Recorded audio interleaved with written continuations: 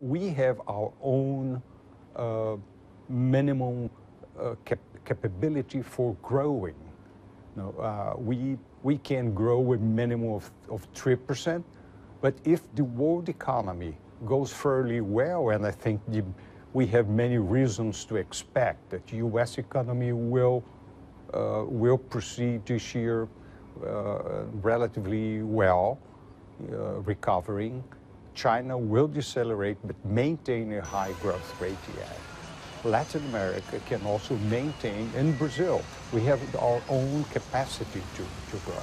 So on balance, taking all the factors, we see that we can grow this year, and the government, Brazilian government, is engaged in a coordinated policy, macro policy, of maintaining fiscal austerity, prioritizing investment.